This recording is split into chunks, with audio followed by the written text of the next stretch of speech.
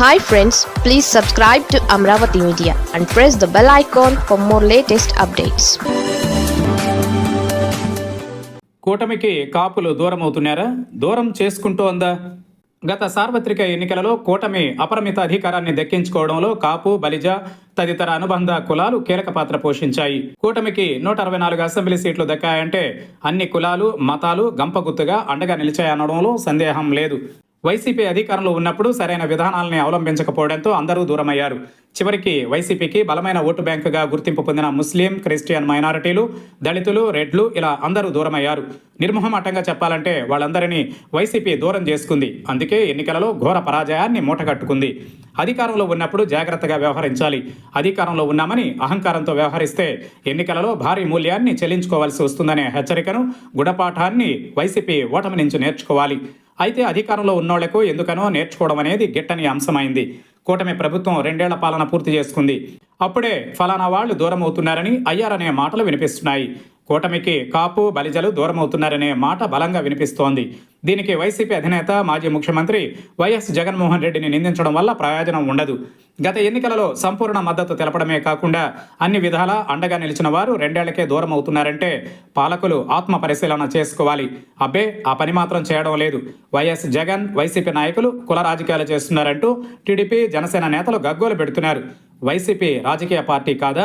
ఆ పార్టీ రాజకీయాలు కాకుండా ఏం చేయాలో అర్థం పర్థం లేని ఆరోపణలు చేసేవారు చెప్పాలి. ముఖ్యంగా విజయవాడకు చెందిన కాపు యువకుడు గాదే సాయికృష్ణ లాకప్ డెత్తో ఆ సామాజిక వర్గంలో ఆగ్రహం పతాక స్థాయికి చేరిందని ప్రచారం జరుగుతోంది. సాయికృష్ణ కుటుంబం, అలాగే బంధువర్గం అంతా పవన్ కళ్యాణ్పై కులాభిమానంతో, ఇంకో కారణంతో గత ఎన్నికలలో కూటమి గెలుపు కోసం పనిచేశారు.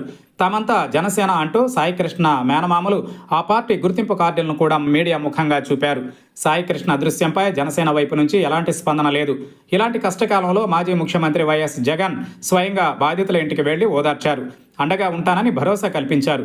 సాయికృష్ణ ఇంటి వద్ద జగన్ మీడియా సమావేశంలో కుల ప్రస్తావనే తీసుకురాలేదు.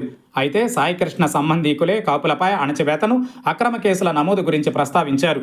మరీ ముఖ్యంగా కాకినాడలో వైసీపీ కాపు నేతలంతా సమావేశమై రాష్ట్ర వ్యాప్తంగా తమ సామాజిక వర్గంపై ప్రభుత్వ వేధింపుల గురించి చర్చించారు.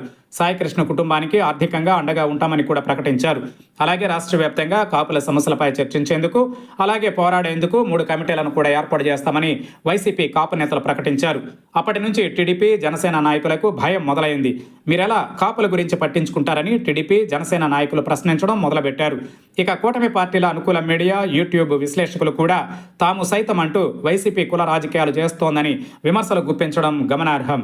గత ఎన్నికలలో పవన్ను రాజకీయంగా ఉన్నత స్థానంలో చూడాలనే ఆలోచనతో కూటమికి ఆయన సామాజిక వర్గమంతా అండగా నిలిచింది. ఎన్నికలకు ముందు కాపులతో పవన్ సమావేశమై మద్దతు కోరారు. అధికారంలోకి వచ్చిన తరువాత మీ ఓట్లు వేస్తే వేయండి, లేదంటే లేదని పవన్ విచిత్రంగా మాట్లాడారు. అలాగే కాపు నాయకుల గురించి అవాకులు చవాకులు పేలారు. పవన్ తీరు కాపు, బలిజ, ఇతర అనుబంధ కులాల వారి హృదయాల్ని గాయపరిచేలా ఉంది. అధికారంలోకి వచ్చిన తరువాత మేలు చేయకపోగా ఇలా అవమానిస్తారా అనే ప్రశ్న వారిలో ఉదయించింది. మరోవైపు 15 ఏళ్ల పాటు తాను చంద్రబాబుకు అండగా నిలుస్తానని ప్రకటించడం, ఆ విషయమై ఎవరూ ప్రశ్నించకూడదనే నియంతృత్వ ధోరణి ఆయన సామాజిక వర్గీయుల్ని హట్ చేసింది. రాజకీయంగా, సామాజికంగా నమ్మింది పవన్ను. కేవలం కులపరంగా మన అనే భావనతో పవన్ చెప్పినట్టు కూటమికి అండగా నిలిచామని, తమ మంచి చెడు గురించి పట్టించుకోవాల్సిన బాధ్యత కూడా డిప్యూటీ సీఎంపై ఉందని వారు తెగేసి చెబుతున్నారు. ఇందులో తప్పేంటో ఎవరికీ అర్థం కావడం లేదు. నమ్మినోళ్ల చేతిలో మోసపోతే ఎంత ఆవేదన కలుగుతుందో పవన్ను అభిమానించే వారిని అడిగితే తెలుస్తుంది. అయితే పవన్ అసహించుకున్నా, తిట్టినా, కొట్టినా చంద్రబాబును, ఆ తర్వాత లోకేష్ను సీఎం చేయడానికి కాపు, బలిజలు అండగా నిలవాల్సిందే అని టీడీపీ నాయకులు, ఆ పార్టీని మోసే మీడియా అభిమానులు కోరుకోవడం విడ్డూరంగా ఉంది. బాధిత కాపు కుటుంబాలకు అండగా నిలబడిన వైఎస్ జగన్పై కుల రాజకీయాలు చేస్తున్నారని విమర్శలు చేస్తున్నారంటే ఎక్కడికి దిగజారారో అర్థం చేసుకోవచ్చని కాపు నాయకులు వాపోతున్నారు. అమ్మ పెట్టదు, అడుక్కోనివ్వదు అనే సామెత చందంగా టీడీపీ, జనసేన నాయకుల తీరు ఉందని కాపు నేతలు మండిపడుతున్నారు. వైసీపీ కాపు నేతలు సమావేశమైనప్పటికీ మీడియా ముందుకొచ్చి టీడీపీ, జనసేన నేతల రంకెలేయడం చూస్తే వాళ్లలో ఎంత భయం ఉందో తెలుస్తోందని మండిపడుతున్నారు. పవన్కు కాపులు దూరం కాలేదని, ఆయన చేసుకుంటున్నారని వారు చెబుతున్నారు. కాపు, బలిజ కులాల వారి మనస్సు విరగ్గొట్టి ఇప్పుడు మొసలి కన్నీళ్లు కారిస్తే లాభం ఏంటని ఆ కుల నాయకులు నిలదీస్తున్నారు.